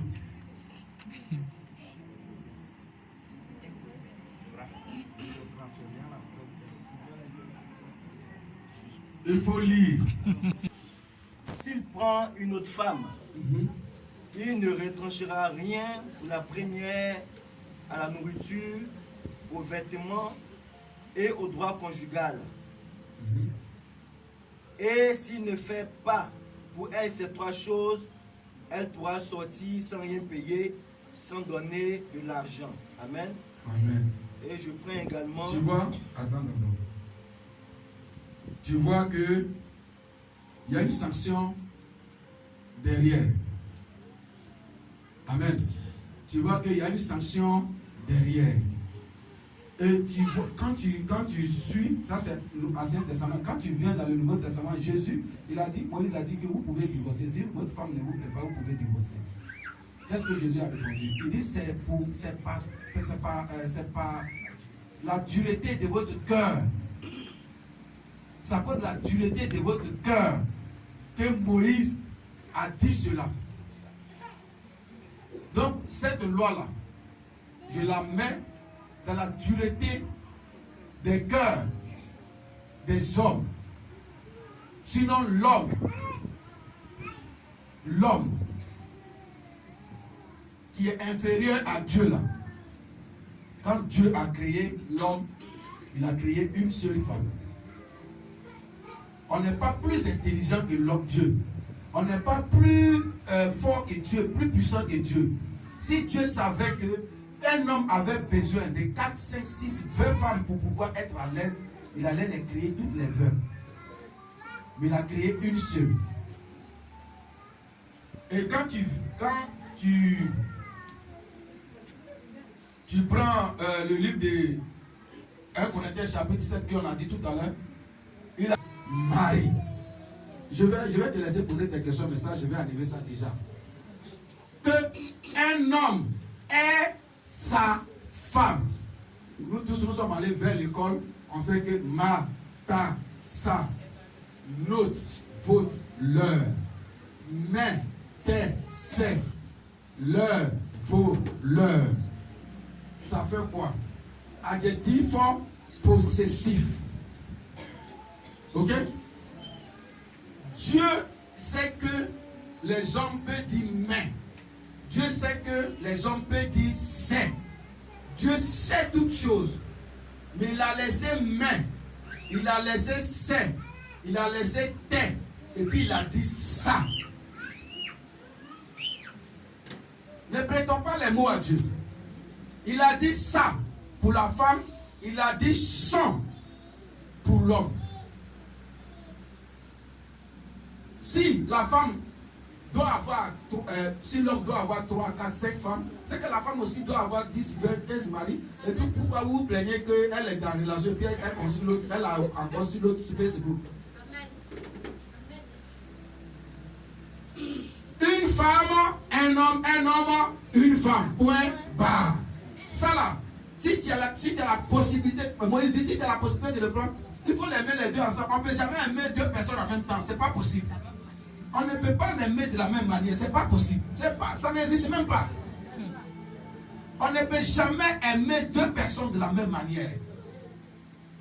On ne peut jamais partager des choses équitablement à quelqu'un. Ça n'existe pas. À 2 femmes que tu as mis à la maison, il y en a qui font jusqu'à 4 femmes. Les jours là, peut-être même que tu as fait là-bas, tu es fatigué. Si tu viens ici, tu dors seulement. Est-ce que tu as fait ce que la Bible t'a demandé? Tu n'as pas fait, tu as fait de pécher 2 fois. Donc pour éviter ça, mon frère, un homme, une femme, un homme. Amen. Tu peux poser la deuxième question. Amen. Ça part de la première. Je continue. Oui. Vous avez dit que c'est à cause de la dureté des cœurs que Dieu a permis aux hommes de pouvoir prendre une deuxième femme, selon ce que vous avez dit. Quand on prend 2 Samuel, chapitre 2 Samuel 21, 4 à 5. Non, 2 Samuel 12. 2 Samuel 12, verset 8. Dans l'histoire du péché de David, il se trouve que lorsque Nathan est venu voir David, le Seigneur a dit à David pourquoi il a tué la femme de Uri. Pourquoi il a tué Uri et pris sa femme. Et le verset qui suit, il a dit même si tu avais demandé 1000 en Israël, il allait te donner. Il dit même si tu voulais des femmes, oui, je l'ai encore ajouté. Ajouté à ça que tu as. J'aimerais savoir. Oui. Est-ce que là, on peut parler de dureté du cœur de David lorsque Dieu lui dit que si tu voulais encore des femmes, je vais encore en ajouter. D'accord, j'ai compris ta question. Je vais te poser une question. Un peu. Tu es aisé. Et ton fils sort de ta maison où il y a tout et il part voler ailleurs. Et on l'envoie dans ta maison à 100. Voilà ton fils qui allait voler, mon Dieu, je veux que tu payes. Tu vas d'abord payer l'amende du monsieur. Maintenant, quand tu vas récupérer ton fils, tu vas lui dire, qu'est-ce que tu cherches que je n'ai pas chez moi ici? Même si tu voulais toute mon économie, je pouvais te donner. Pourquoi tu allais au dehors pour m'humilier? Est-ce que pourtant tu vas donner toute ton économie à ton fils? Non? C'est une manière de le gronder. Donc Dieu est en train de gronder David. Ça ne veut pas dire qu'il va donner toute la femme de Moïse. C'est une manière de gronder ton fils.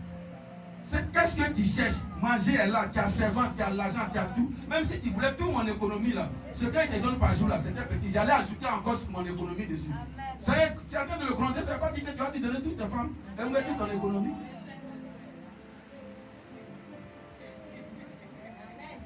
Amen. Ok. Merci. Tu as une deuxième question encore? Oui, bon, vas-y. La Bible, et je te dis, tu vois, la Bible, elle est graduelle. Non seulement qu'elle ne se contredit pas, mais elle est graduelle. La Bible est graduelle. C'est qu'au début, Dieu acceptait.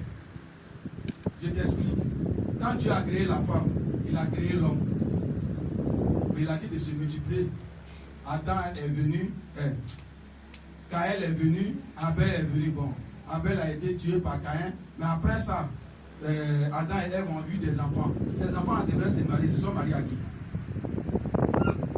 Ces enfants qui devraient se marier, se sont mariés à qui? À ton avis, donne-moi une réponse vraie. Les enfants de Abel. Les enfants d'Adam et Ève, qu'ils ont eu après, ils devraient se marier. À ton avis, puisque c'est Adam et Ève seulement qui étaient sur la terre, à ton avis, ces enfants se sont mariés à qui? Ils se sont mariés à leurs frères et à leurs soeurs. La Bible est graduelle, la vie est graduelle. Ok? Avant,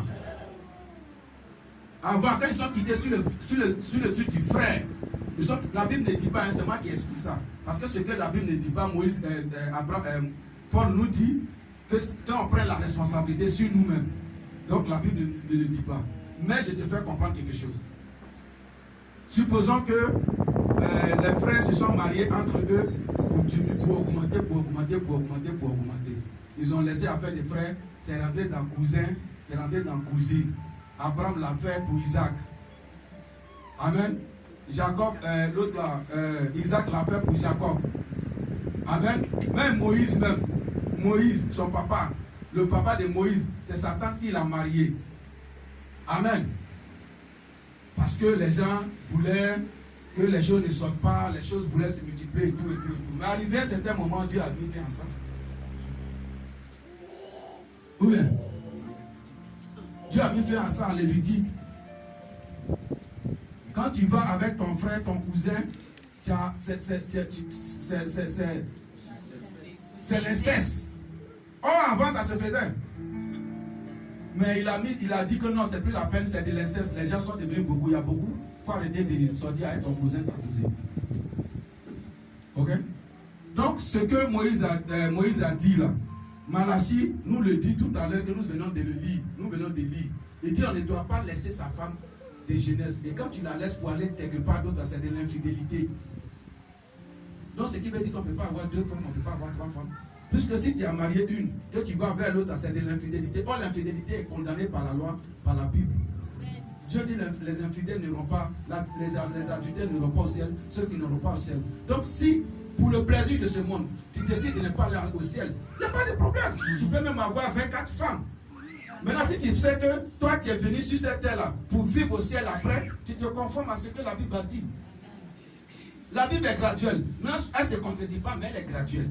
Au fur et à mesure qu'on avance, au fur et à mesure, Dieu envoie des choses pour qu'on puisse grandir.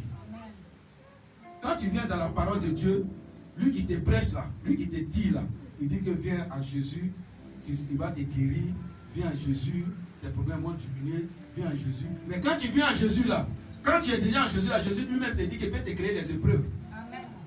Jésus même te dit qu'il peut te créer des épreuves. Jésus même te dit qu'il peut te rendre malade pour te guérir après, pour glorifier son nom. Jésus même te dit que ton mari peut te porter main pour que tu puisses lui demander pardon, pour que tu apprennes à être soumise. Jésus te dit tout ça.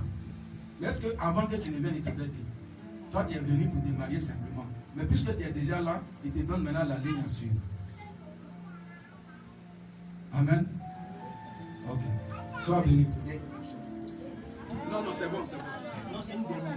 Non, c'est bon, parce qu'il n'y a même pas encore de continue. Il est déjà midi 30. C'est une dernière, puis je m'en vais. Gloire à Jésus. Alléluia. Amen. Je voudrais toucher un peu à la question de Exode 21, 10 à 11. Comme papa l'a dit, même si cette loi devait être appliquée aujourd'hui, on ne pourra pas respecter. Or, en tant que les chrétiens, l'objectif c'est le ciel. Comme papa l'a déjà dit, même nos propres enfants que nous mettons au monde, on n'a pas touché les enfants et les finances. On n'est pas en mesure de les aimer tous sur le même point d'égalité. À plus forte raison, les femmes. Or, Dieu dit, si tu veux prendre une deuxième femme, ne retranche rien à la première. Or, en tant que les hommes, on ne peut pas respecter ça. Et si on ne le respecte pas, cela devient un péché aux yeux de Dieu.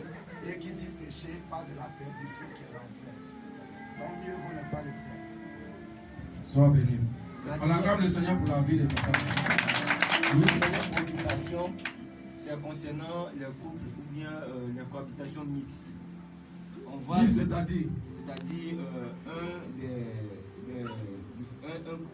des membres du couple n'est pas chrétien et l'autre est chrétien. Il n'est pas chrétien, il est quoi? Il n'est pas chrétien. Il est quoi? Il n'est pas rien. Et on voit dans la loi de Moïse que Dieu avait défendu de prendre des filles, des dieux étrangers, qui n'étaient pas d'Israël. Et dans le livre de 1 Corinthiens chapitre 7 que nous avons lu tout à l'heure, nous constatons que Paul permettait calmez les enfants s'il vous plaît, aux personnes qui n'étaient pas, qui avaient un conjoint ou bien un ami non chrétien. Paul ne permettait pas. Je vais t'expliquer ce qui se passe. La Bible dit quoi? C'est le cas de la relation de la foi. Voilà. C'est-à-dire que vous ne connaissez pas Dieu en vain. Vous ne connaissez pas Dieu en vain. Moi, je suis chrétien. Je suis Dida. Et puis l'autre, je suis Dida, mais je ne vais pas à l'église. L'autre, elle est Djoula, mais elle est musulmane. Ou bien, elle est née musulmane. Et puis, on se prend. Elle pratique sa religion, mais moi, je ne vais pas. Et puis, arrivé à un certain moment, je me dis qu'il fallait que je parte à l'église. Ok? Il fallait que je parte à l'église. Vous avez connu ça déjà. Vous êtes venu avec ça dans le Christ. Ok? Le dit de Paul. Vous êtes venu avec ça dans le Christ. Maintenant, étant dans le Christ, elle ne veut pas te suivre dans ta religion. Paul dit, si c'est l'homme qui est musulman, si l'homme ne veut pas divorcer, laissez-le. Parce que la prière de la femme couvre l'homme. Il faut le laisser. Il a continué parce que c'est comme ça que vous êtes connu avant de venir. Mais, si les deux veulent divorcer, là, ils ne sont pas liés. Paul dit ils ne sont pas liés. Donc, ce qui veut dire que même s'il ne veut pas divorcer là, vous êtes mariés, vous n'êtes pas liés. Parce que vous n'êtes pas sur le même chemin. Est-ce que tu comprends? Donc, est-ce que ce genre de mariage, c'est un mariage? Parce que la Bible dit que tu vas quitter ton père et ta mère t'attacher à une seule femme et vous devenez une seule chair. Ça dit vous êtes liés. Mais dans ce cas de Paul là, vous n'êtes pas liés. Parce qu'elle ne suit pas la même voie que toi. Vous n'avez pas le même enseignement. Vous n'avez pas les mêmes idéologies. Vous ne partez pas dans la même direction. Vous n'êtes pas liés. Donc ça, ce n'est pas un mariage. C'est ce qui fait le problème des réseaux sociaux aujourd'hui, les Gédéons là. C'est le problème là qui est là. Ils prennent les conséquences des lois pour prêcher. Où il a dit qu'on doit d'abord on doit d'abord dévierger la femme. Si c'est d'où tu vas la marier là. C'est pas vrai. C'est pas vrai. La Bible dit que quand l'homme séduit la femme, dans l'autre version, on dit quand l'homme violente la femme. Ça veut dire quand tu la violes, elle est vierge et puis tu l'as violée, on doit te convoquer. Si on t'a convoqué, il faut payer la dot. Parce que tu viens de la violer, tu viens de l'outrager. Donc tu dois payer la dot. La conséquence de l'acte que tu as posé là, c'est ça qui est là. Sinon, ce n'est pas le mariage. Tu dois payer la dot. Même si tu as payé la dot, que son père ne veut pas que tu la maries, tu ne la maries pas et puis tu as payé l'amende. On ne peut pas prendre ça pour prêcher, pour dire qu'on doit d'abord goûter la femme. Si elle est douce, maintenant tu vas la prendre. Ce n'est pas possible. Donc c'est les dérives des Gédéons là que vous suivez là, c'est ça qui vous crée les problèmes. Que Dieu te bénisse. Va t'asseoir, on va répondre aux autres questions. Là, tu es obéi, tu es en train de désobéir à Dieu. Parce que tu n'as pas le droit, c'est ta grande soeur.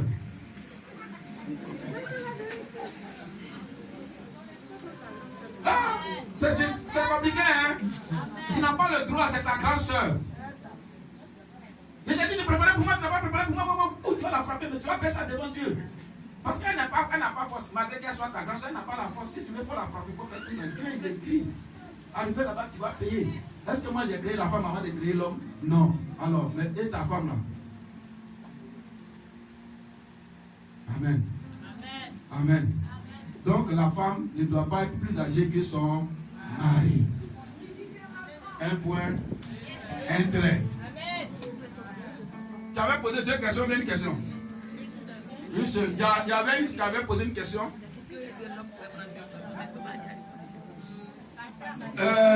Oui, ma fille, tu as dit que l'homme de Dieu a prié pour la dame, elle est guérie, et puis il faut qu'il la marie, parce que si elle n'a pas marié, elle va tomber malade. Elle n'a qu'à mourir. Oui, j'avais demandé d'apprêter qui un 6. On va lire ça. On va... Avec celle qu'il a mariée légalement. Il a pris sa maison ailleurs. Mais de temps en temps, il partait chez elle. Du genre comme s'il avait une deuxième femme.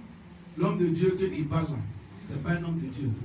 Voilà. Parce que si tu as marié quelqu'un légalement, que tu ne vis pas d'abord avec elle, c'est que tu vis quelque part où tu vis là, il y a déjà femme là-bas encore. Donc il y a un problème. Donc celle-là, celle qu'il a prié pour elle et puis il a mis chez elle, chez lui maintenant là. Ça là, c'est peut-être 4e ou 5e bureau. Donc c'est pas un homme de Dieu, mais on va voir ce que la... Il est venu avec sa femme qui est musulmane. Laisse-le. Laisse-le. Mais prie. Dans ça, la femme peut demander divorce. Si elle demande divorce, accorde-lui le divorce. C'est ce que la Bible nous dit. Mais si elle n'a pas demandé divorce, ta prière couvre la femme. Mais vous n'êtes pas liés.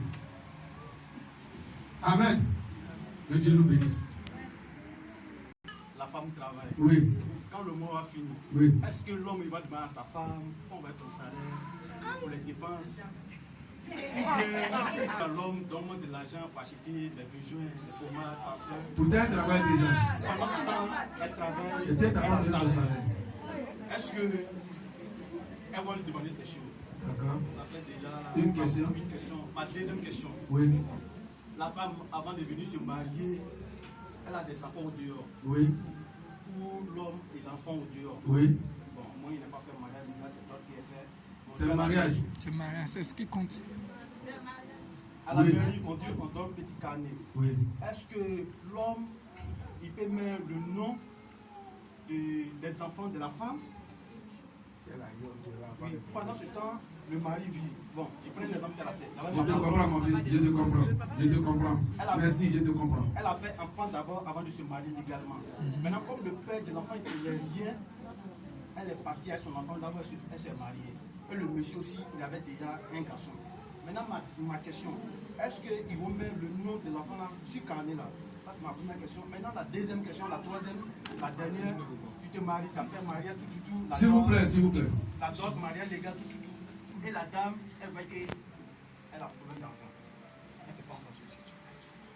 Est-ce que cette femme peut dire à son mari, va faire un enfant au dehors, on va être dans la maison, ou bien elle peut adopter un enfant? Amen. Sois béni. On acclame le Seigneur pour sa vie. En tout cas, c'est très bien. Mon fils, attends, on va répondre. Attends.